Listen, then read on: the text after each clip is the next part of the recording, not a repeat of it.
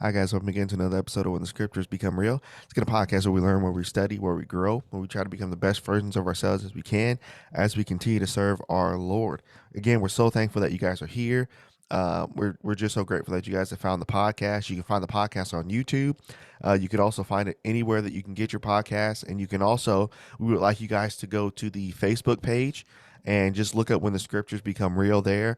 You can follow the page there. We can chat, we can study. You'll see what the latest podcast is going to be for next week. You can give suggestions, all that good stuff. And so I've had a couple people already reach out through Messenger on that page, and we've got to know each other just a little bit more. And I'm just so thankful that you guys are here and that we can use that platform to study and to help each other grow. So I'm just very thankful for you guys, what you guys are doing. All right, so let's get into today's topic, right? So today's topic, I'm excited for this one. This one's entitled, Should I Stay or Should I Go? Should I stay or should I go? So I heard somebody say that there's two things in life that are constant. That's change and more change. So for us, as we grow and as we develop in this life, learning to adjust to change based on the landscape that's around you specifically, that's an important skill to have because things around you at any point in your life, they're never going to stay the same. Something's always going to change. Everything is always moving. Everything's always changing. Everything's always developing. Or at sometimes things are digressing, but whether it's developing or digressing, that's still change. So since we know that things in our life are going to change, it becomes difficult to know your place while things are changing. Does that make sense? So when things are changing around you, at times, sometimes you might not know how to go with the flow with the change. Because if we're not used to adjusting with what happens around us, then we can find ourselves doing the same thing that's happening around us. And so we could be asking questions, and you could be asking yourself these questions too. You could be asking yourself this question right now as you're listening. You might be asking the questions like, well, how do I know when to make a certain choice? How do I know when to make a certain choice? You know, maybe you ask the question, well, how do I know when it's time to move?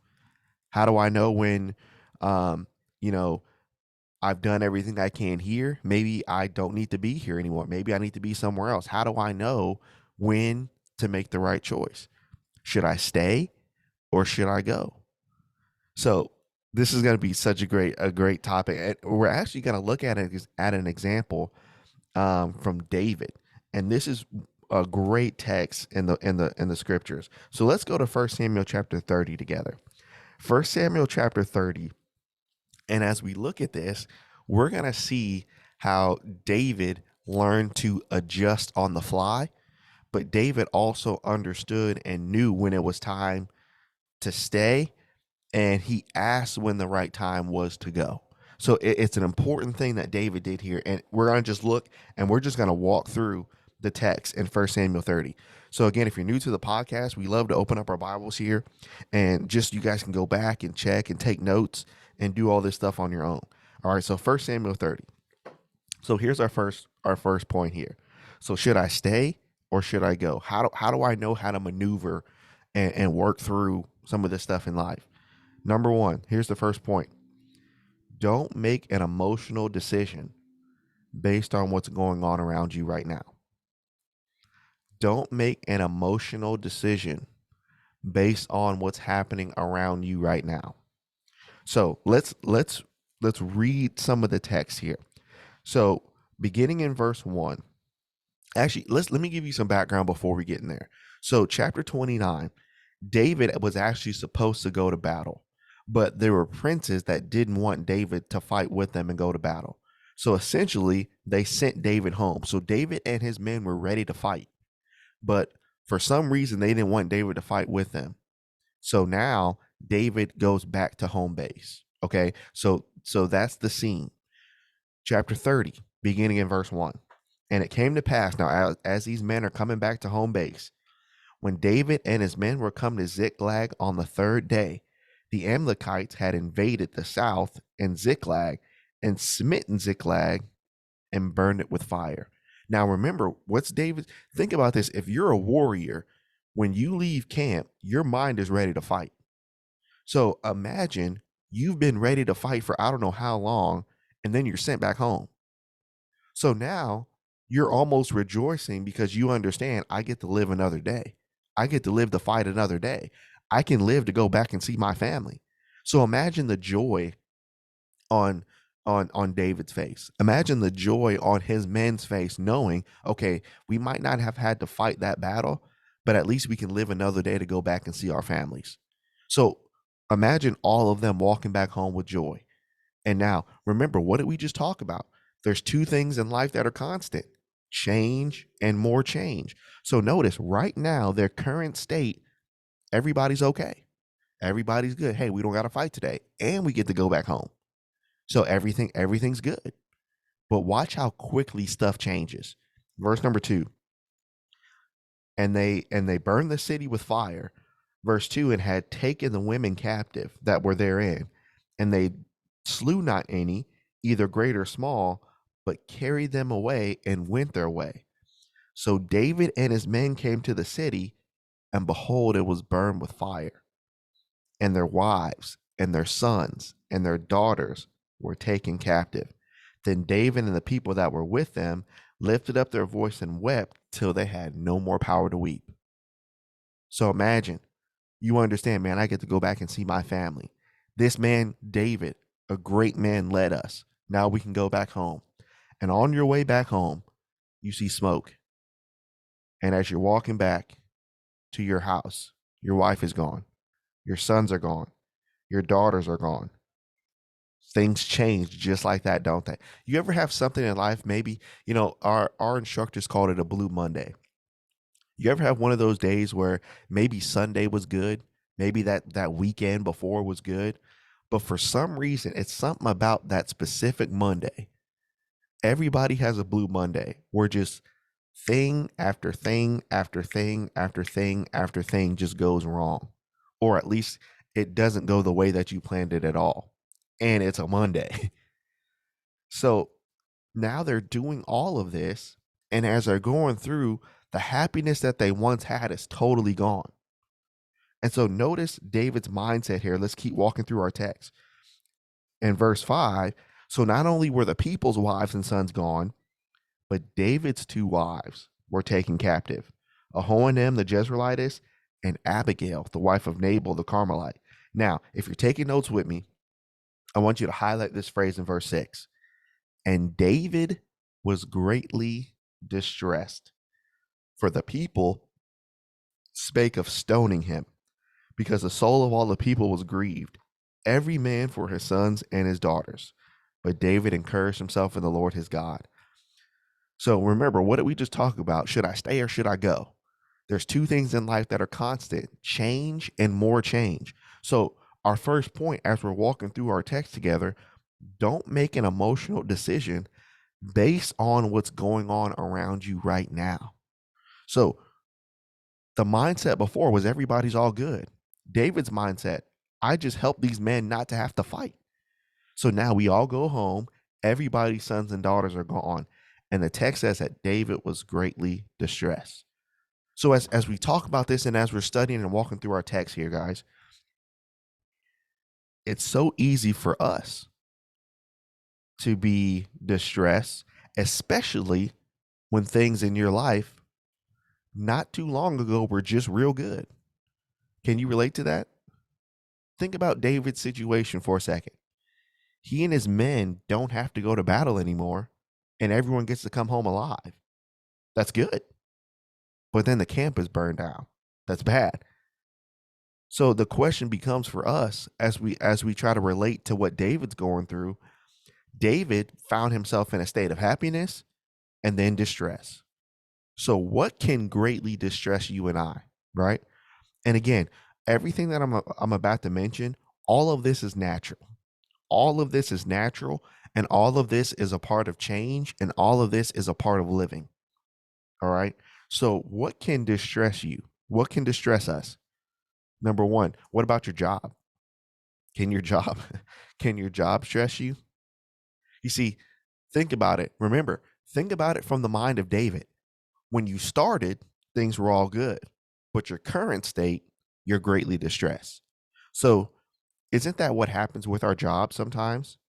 When you started, things were well, things were great, you were getting paid, but then something like COVID hits. Now you've got less staff at your job. Now maybe rules and regulations change. Now hours start bumping up. Now you got to pick up the slack from other people that don't want to go to work anymore. Guess what that can make you? Greatly distressed. Something that was once good, because obviously you took that job for a reason, right? Something that was once good is not good anymore. You can be greatly distressed. What's another thing that can get us greatly distressed? Our relationships. Now, when I mean relationships, I mean with everybody. I'm talking about family, friends, special relationships. Things might have been great before, but it's not the same as it was before. That can make you, in your home, in your personal life, in your job life, wherever it is, that can make you greatly distressed. Or what about this one? What about your spiritual life? See, last year you had some type of fire. You had some type of, man, I want to know more. I want to be around more Christians. I want to be, but then things started happening and things started piling up and more things started happening. And the next thing you know, something that was once good, your relationship with God, is now not as good as it used to be. So when we read verse number 6, can you understand how all of us can be just like this? Some things in our life that was once good is now at a point where that once good thing is now the thing that makes us distressed. So now the question becomes, and I believe all of us have fallen in all of these, to be honest with you, all of us have. So the question is, looking from this text, how can we solve this? How can we solve this? Just get up and leave and start over, right? Sometimes that's the case, but sometimes that's not the case. Here's how David solved his problem. So think about this for a second. So David just helped save these men's lives. Now in chapter 30, the wives and the children and everything's gone. Whose fault was that? It wasn't David's fault.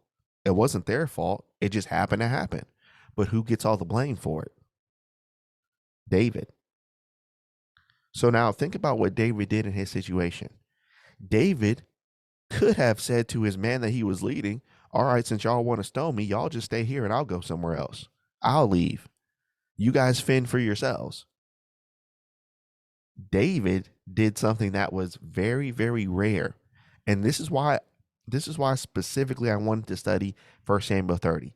When things got hard and when David got greatly distressed, David didn't leave, even though he had the option to. Here's what David did, and here's potentially, I'm not saying this will work for your specific situation, but this is something for you to consider through scripture. The grass isn't always greener on the other side.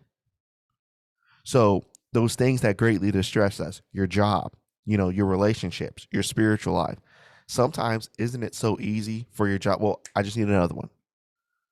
Well, your friend, I'll just get another one. It's easy to just like do something else, isn't it? But the grass isn't always greener on the other side.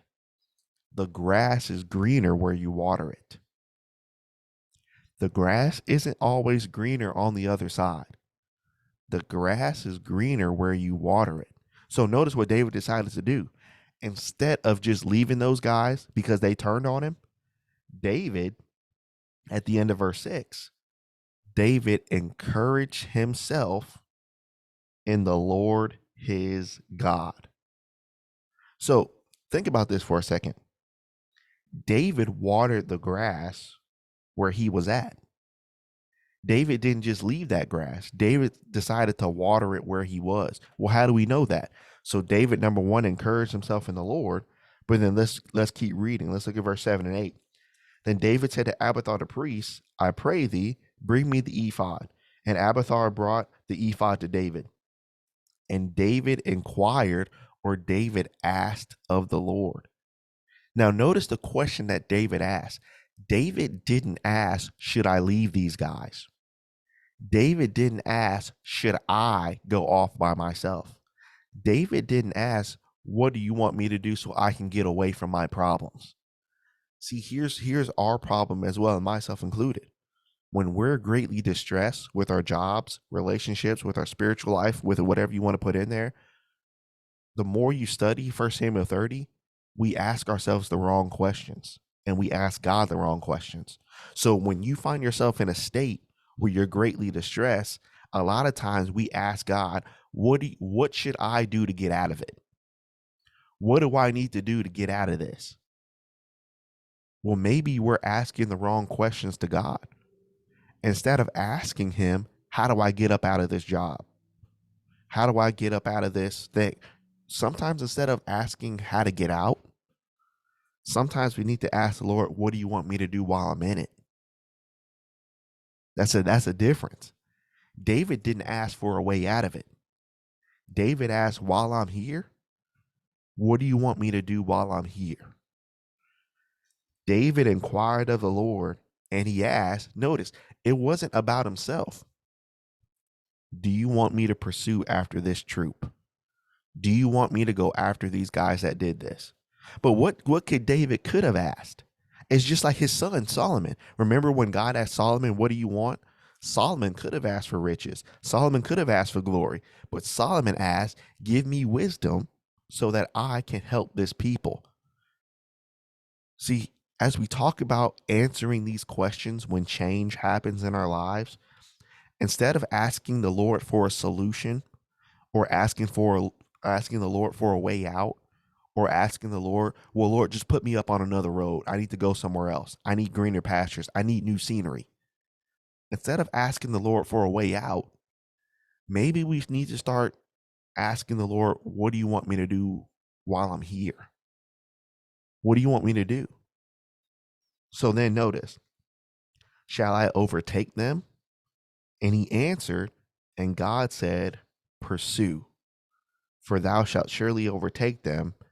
And without fail, God said, you will recover everything. So time out.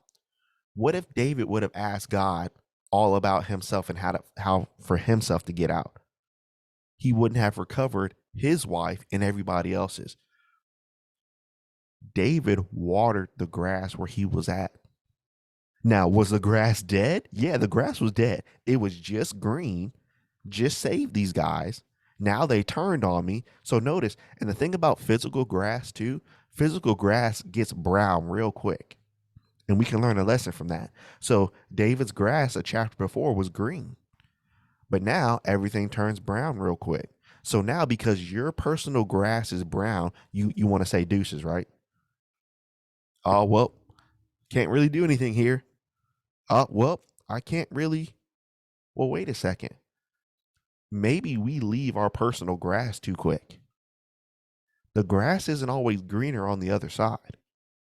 The grass is greener where you spend some time and effort watering it. David didn't leave his men, even though he had the option to.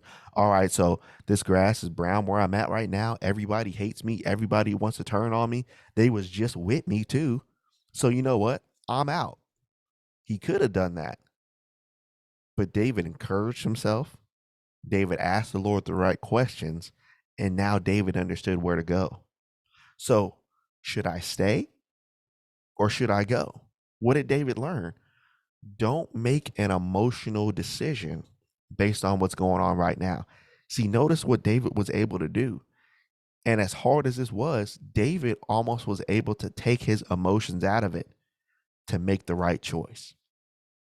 Never make a decision based off of a Blue Monday or based off of what's happening to you right now. Man, I got to get up out of here. I got it. You see the calmness that David had? And in order for us to answer the questions that we asked before, how do I know when it's time to move? How do I know when it's time to make a certain choice? You know it when you ask the Lord and when you ask the right questions. All right. So, number one, should I stay or should I go? Don't make an emotional decision based on what's going around you right now. Even though the Bible says David was greatly distressed, he still didn't make an emotional decision. Now, let's keep walking through. This gets better. Trust me. This gets 100% better. Oh, okay. No, we're good. We're good. I want to make sure. I'm getting ahead of myself. I'm getting excited. All right. So before we get to the second point, remember the first one, don't make an emotional decision based on what's going on around you right now. So then two, before we get into point two, again, if you would like to support the podcast, go to anchor.fm/when the scriptures become real, and you can support and you can be a monetary supporter there. We're just so thankful for those guys that do that. And you guys don't have to, but I'm just appreciative of the ones that support. Just thank you very much for that. All right. So number two, should I stay or should I go? Here's the second point. Not only should we make emotional decisions based on what's going on right now, two, always look big picture. Okay, so let's go back to our text. So David's distressed, right? He asked the Lord the right questions. The Lord tells him to go and pursue. Now, let's keep reading. So verse number 9. So David went, he and 600 that were with him. Keep that number in mind. 600 started off and came to the brook Besor, where those that were left behind stayed. But David pursued, and now what's the number? Now it's 400. Circle or highlight that because that matters moving forward. For 200 men stayed behind, and they were so faint and they were so tired that they couldn't go over the brook. Highlight all that because we got to go back and we're going to hit that later. So remember, he started off with 6, but only 4 went because 2 were too tired. 200 were too tired. All right. So now imagine the scene. We were just happy. Now we're insanely mad and we want to stone David, but David doesn't leave us. David decides to lead us. So now he's leading us. And imagine you got David and you got 400 men with blood in their eyes, ready to go pursue. But then notice who they find on the road to getting there. Verse 11. And they found an Egyptian in the field, and they brought that Egyptian to David, and they gave him bread, and he ate, and they made him drink water, and they gave him a piece of cake of figs and 2 clusters of raisins, which he had eaten. And his spirit came to him again, for he had eaten no bread, nor drunken any water for 3 days and 3 nights. So they find this Egyptian, and they treat him well, right? They give him all this stuff. They give him all this food to get his spirit back. So verse 13, and David said unto him, to whom belongest thou? And where are you? And he said, I am a young man of Egypt. I am a servant to an Amalekite. Time out. So we're on this way to pursue. We find this guy. We're giving him all this food. And David says, who are you? And he says, I am a servant of an Amalekite. Who just invaded home base? According to verse 1, the Amalekites.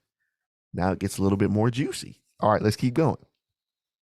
So he said, I'm a young man of Egypt. I am a servant to an Amalekite. My master left me because 3 days ago I fell sick.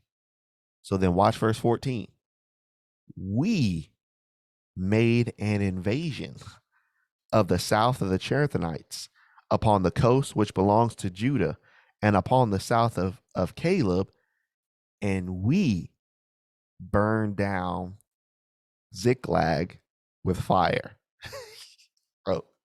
So remember, these guys, they got blood in their eyes. They're ready to go fight.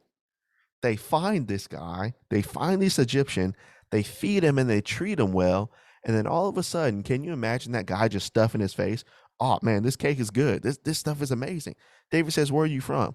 He said, hey man, pass that cake. By the way, we just invaded some place called Ziklag. Me and my master, yeah, we just invaded it. That'd be the part of the movie where everybody just kind of turns around. You did what? like that Scooby-Doo. You did what? You burn what with fire? You burn Ziklag with fire. So what's our point here? The big picture, should I stay or should I go? So David did make an emotional decision at the beginning, but David also looked big picture. So here's my question. Think about this for a second. So what if David, because he was greatly distressed, right? What if David would have wanted revenge and killed that Egyptian right now? What if he would have done that? Notice what the Egyptian gave him, according to verse 15. And David said to him, canst thou not bring me down to this company? And he said, swear to me by God that you will neither kill me nor deliver me into the hands of my master, and I will bring you down to this company. See, if David would have just focused on his rage for somebody that hurt him, and also if David would have listened to everybody else and would have fed off everybody else's rage, David would have killed him. But notice what David asked. Instead of, this man was responsible for taking his wife, taking everybody else's wife and kids. So instead of looking small picture and just getting satisfied with what I want out of you right now, David says, look, I won't kill you, but I require one thing. You take me where they are. Sometimes in order to see the big picture of what's going on in your current distress right now, sometimes just like David just did, you have to detach from what you want to do right now. And you got to look to where you want to go. You have to detach from what you want to do right now to where you want to go. So think about that example. What can greatly distress us? My job. All right, you know what? I hate this place. This place has changed. It's not the same as it was before. I quit.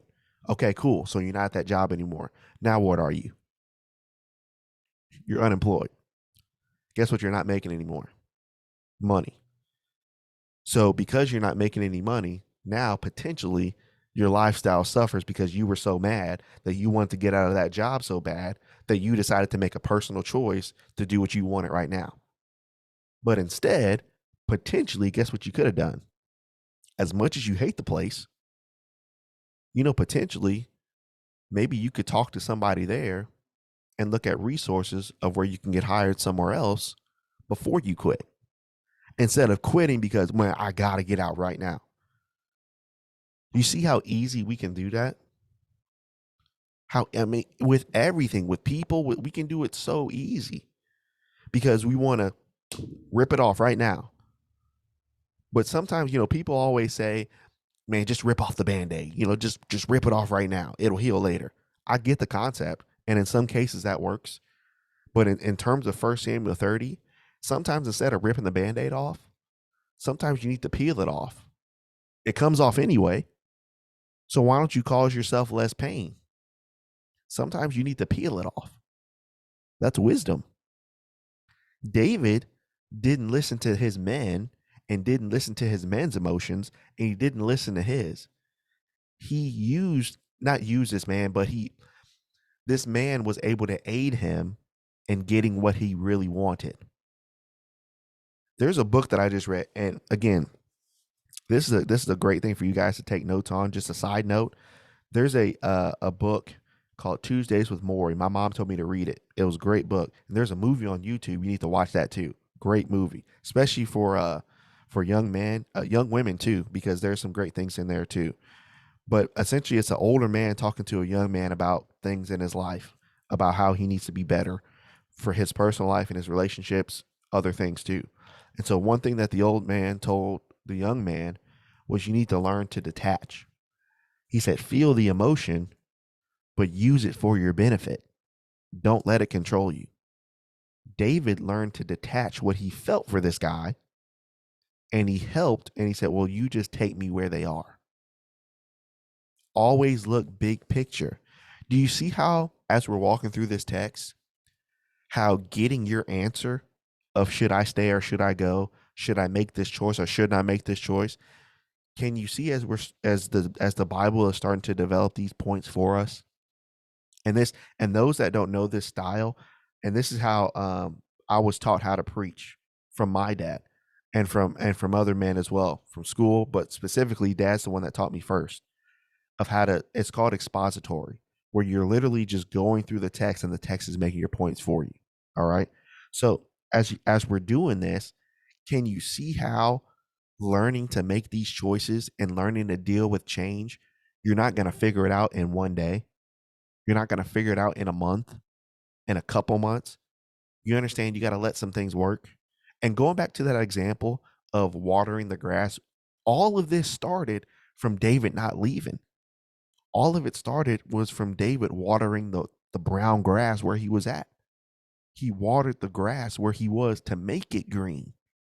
So here's the thing about physical grass.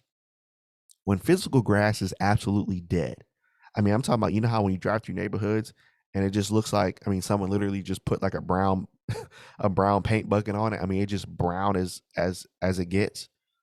Sometimes when grass is, it's called dormant. And when grass gets dormant where it's not alive anymore, when you start to refertilize it, when you start to put the right moisturizer and things in it, you know it takes 2 to 4 weeks for the dormant state to stop, even when you're watering it. But so many times we want the result right now. But sometimes even when you water it, you're not going to get your result tomorrow. When you water what's happening at your job, when you water your relationships, when you water your spiritual life, something's not going to change next week. You have to give it time to revitalize itself. And so it takes 2 to 4 weeks for grass that is literally dormant for the root to revive itself back up, even if it's been watered consistently. So understanding these questions for our lives, guys, with our jobs, with our relationships, with our spiritual life, don't expect an answer like real quick. And also, as we walk through this text, can you see how we have a part to play in all this? The answers, we're not going to get a sign. Nothing's going to happen like, oh man, I got this, or I got this text yesterday. You're not going to get a sign that this is supposed to work at your job or not supposed to work. You're not going to get a sign. David did work. What was the work David did? In a bad brown situation, David didn't leave. David encouraged himself, and David asked the right questions. See, we got a part to play in this. We can't expect God to do it all, and we can't expect someone else or other people or our job to do it all. So as we're walking through, we're developing these things of how to become more mature like David was. So should I stay or should I go? So David was greatly distressed, but he did make an emotional decision. David had vengeance. His men had vengeance, but David detached from what he wanted to do right now, and he looked at where he wanted to go. But then number 3, as we keep walking through expositorily through this text, here's a third way. Don't make a choice out of spite. Don't make a choice out of spite. So, as we're walking through this text, verses 16 through 20, essentially what David does is the Egyptian tells him where that troop was. David goes and he fights against that troop, and he gets everybody back, all the wives, all the sons, everybody comes back alive, just like God said it would in verse number 8. And then he gets spoil. So he gets basically all the treasures and things from that camp. So now everybody is happy on the way back. But now notice this. Don't make decisions and don't make choices out of spite. Now remember, before we even met this Egyptian, how many men went up with David? 600. But how many stayed behind? 200. So now the 400 that went with David that got everything back, they're all coming back. And now let's notice their attitude. All right. Let's begin in verse 21. And David came to the 200 men that were so tired before that could not follow David, because they made to abide at the brook Besor. And they went forth to meet David and to meet the people that were with him. And David came to the people and he saluted them. He was glad to see them. But watch verse 22. Then answered all the wicked men of Belial that went with David and said, ho, ho, ho, ho, ho, time out. They didn't go with us. We will not give them any of this spoil that we have recovered, save every man. They can get their wives and their kids back, but all this gold and stuff that we got, everything that we got, they're not getting anything. And they basically said they're going to get their wives and children. Y'all leave. But watch verse 23. And David said, you will not do that, my brethren. That which the Lord has given us, who has preserved us and delivered the company that came into our hand, for who will hearken unto you in this matter? But as his part that went down the battle, so is the part that stayed by the stuff. They shall apart alike. So if you went to battle, you get the same thing. If you stayed, you get the same thing. Sometimes when we're greatly distressed, we make choices to spite those that put us in those distressful situations. So what the 400 men did, they wanted to spite the other two. Well, hold up, y'all didn't come. I don't see blood on your face. Y'all didn't fight. Y'all didn't rescue your wives. We did. So y'all don't get any of this. See, David didn't do all this to prove anything. But here's the danger of making choices. When we're distressed at our jobs, when we're distressed in our relationships, and sometimes when we're distressed in our spiritual lives, sometimes we can make choices to spite somebody else. I want to prove to this job and this boss that they should have let me go. I want to prove to this person, to this friend, to this. Sometimes when you do stuff out of spite, it doesn't end well. David didn't do any of this to prove anything to anybody. David, out of anybody, could have said, well, time out. If y'all don't want them to have spoils, if we really want to make an excuse, y'all wouldn't have any of this because I didn't quit on y'all. So David could have said, you know what? Y'all wouldn't have what you would have had if I didn't stay. But David didn't do that. See, sometimes that's what we'll do. We'll do things out of spite. So if your job has caused your distress, you know what? I'm going to go to work still, but I won't work as hard. And I won't work with a good attitude like I worked with before. Guess what? You can still get fired. So what good does that do? To do something out of spite. If other people caused it, I'll still be nice, but I'm not going to care as much. Or I'll show you that you're replaceable. What does that do? What is that? I mean, that might satisfy your ego for a second, but every new thing comes with new problems. So, I mean, that's not going to do anything. I mean, it'll satisfy your ego for a minute, but outside of that, you're going to deal with a whole new set of problems. See, here's a side note as we're studying this together. This is why if we find ourselves in this mode of thinking in terms of making choices out of spite, this is why we don't need to listen to the wrong people. So all this stuff happens in our lives sometimes, and then other people that are on our side gas us up that we're doing the right thing. Oh man, it's a snowball downhill. It's a snowball downhill. We just had a youth rally, an arch conference this weekend, and we talked about how to make choices with God. And as we talked about this, we looked at an example with King Rehoboam. And remember Rehoboam being that young man? He went to the old man to look for advice. What should I do? The old man told him, take care of the people and they'll take care of you. But then he went to the young man, the men he grew up with, and they said, well, no, you need to be rough to the people. So the thing about it is, sometimes when you make choices and when you go to people for advice, people tell you what they think is best for you. And number two, people will only tell you their point of view.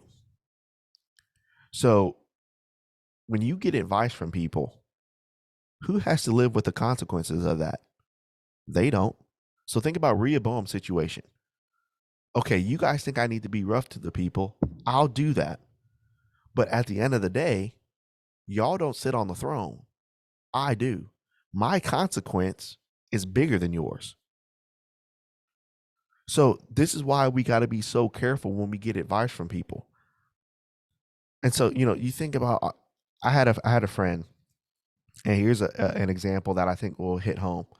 I had a friend where he was, the grass was brown. I'll say that. Where he was, the grass was brown. And so others that gave this guy advice said, "Wait, all of this is happening for you there? Your situation is terrible there. You want greener pastures? You know what? Just move here. And if you move here, number one, you'll be closer to us. Two, after you'll be closer to us, then you can get a job here. There might be other situations with other ladies here. You can do all that stuff. You know what? My grass is pretty brown here, and instead of doing the work, I'm gonna just go where they say. So I'm gonna move and pick up my stuff and go where they are." So that's what happened. So he moved and he went to the place where they were, and months later, found out that that grass that looked insanely, and it looked insanely beautiful, was browner than the one he was in. It was actually worse. It was a facade. But guess what? The friends that told him to move there, their lives are great, but they don't have to live with the consequences of the stuff that he has to deal with now. So do you understand why you can't make choices because of buddies? You can't make choices based off of your best friends, of what they think is best for you, because ultimately this is not their life. This is yours. But so many times people try to make their life your life. They don't care about your grass. You have to start caring about your grass. You got to start caring about your grass, because no one is really going to really take that consequence for you. You got to take your own consequences. So as we look at this, David from 1 Samuel chapter 30, David taught us so much about making choices today, didn't he? Should I stay or should I go? When David was greatly distressed, as you might be listening, David didn't make an emotional decision because of what was happening around him. David always looked at the big picture, and David didn't do things out of spite to prove anything to anybody. And notice David did one thing. David involved God. He involved God in all this. See, ultimately, as we talked about with that person that I know, God was not involved in that situation. Everybody else was. Ultimately, as we talk about this today, and we learn this from 1 Samuel 30, and I hope that you can apply this to your life too. Ultimately, whatever, and only you know how brown or how green your personal grass is in your life right now. Only you know that. But ultimately, whether your grass is blooming or whether your grass is dying or you think it's dying, don't make a choice to go or to stay because of one thing. David was smart. David learned to put the pieces together. And guess what? To put the pieces together is not going to happen in a week or 2 months or maybe even a year. It takes some time to put the pieces together. It takes time to see the big picture. Again, remember that grass example. It takes 2 to 4 weeks for the roots, forget the grass, for the roots to be alive again. And if the root is not alive, the grass will never be alive. You got to be patient with yourself and be patient with your process. And I'm talking to you guys like that's easy, but that's the hardest thing. That's the hard. I mean, I still struggle with that too. 100%. Because, we're ready for what we wanted yesterday, last year. I mean, it's just how it is. So let's close thinking about this thought that we've learned from 1 Samuel 30 as we walk through this text. Has there ever been a time where something in your life was so hard? And that something can mean anything. I mean, that can mean playing an instrument. That can mean a sport. That can mean if you're a preacher student, preaching, whatever it is.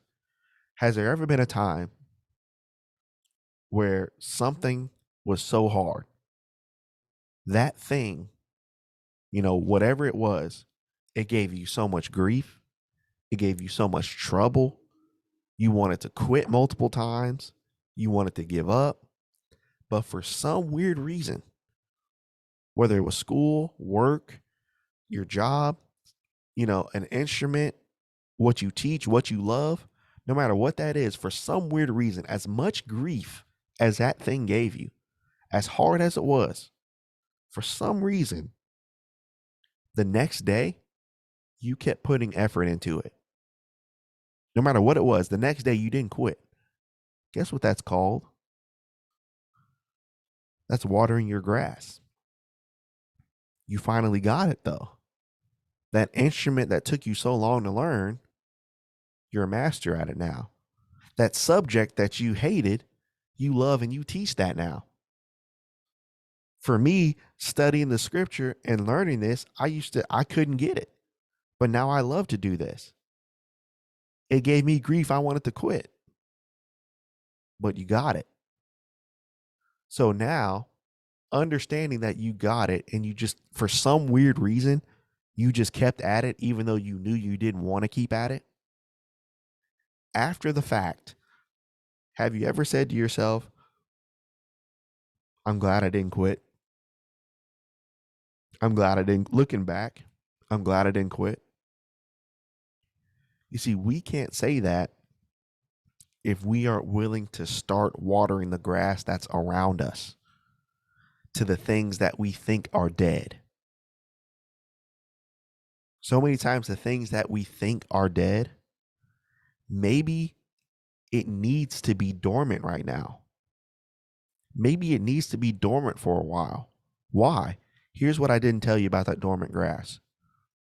When that grass is watered, even though it's dormant, and even though it takes 2 to 4 weeks for the root to develop again, did you know that if that piece of land, if that piece of grass was green before and it was brown, but it's watered again and it's watered on a consistent basis, did you know that the new growth will always be better than the first growth? So sometimes the job situation that you're in right now, sometimes maybe that needs to be dormant and maybe you just need to keep watering it so that it can be greener and the new growth can be better than what it was when you started. Same thing with your relationships. Maybe the new growth, the dormant growth, it'll be better from when it started. Maybe your spiritual life, it'll be better than it was when you started. But what is one thing that we can't do? We can't get up and try to find greener pastures when maybe the right pasture that we're in is right here. It just needs to be watered. So the question becomes, with your personal grass that you're in today, number one, here's 2 questions we must ask ourselves. Should I stay or should I go? But how am I going to answer that question? How much water on a consistent basis? How much water have I been given my spiritual life? Because obviously I'm ready to quit, right? How much water have I been giving to my relationships? Obviously I'm ready to quit, right?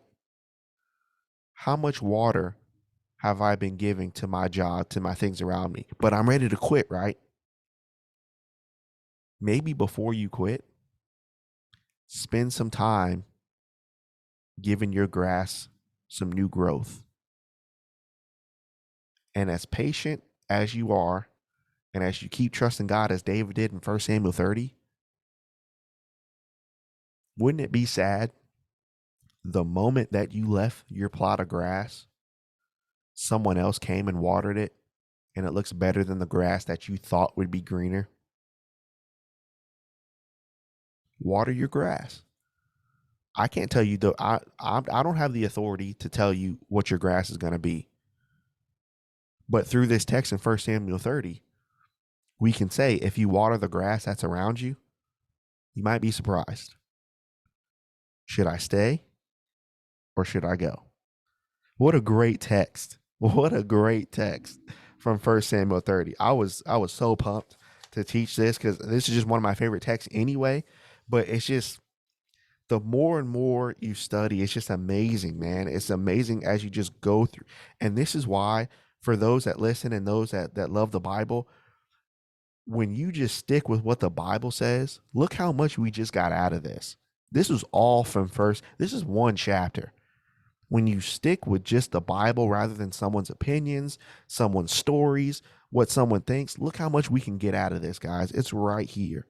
And this is why I hope that more and more of us can come to when the scriptures become real and we can study the scripture like this and we can dig out and we can water our grasses together so that we can learn and we can grow and study. Man, I'm so appreciative of you guys. So thankful that you guys are here, that we can study together. I look forward to being with you again next week for another podcast. Possibly, don't quote me, but possibly we may have a guest. But if not, we'll have another great topic because there's like four of them I wanted to do today, but I could only pick one. I didn't want to be like 8-hour podcast. So next week we'll have another great podcast for you. Again, like the Facebook page. When the scriptures become real, follow that. And then there you can get some great information there. Appreciate you guys. Lord willing, we'll see you next week. Thanks, guys.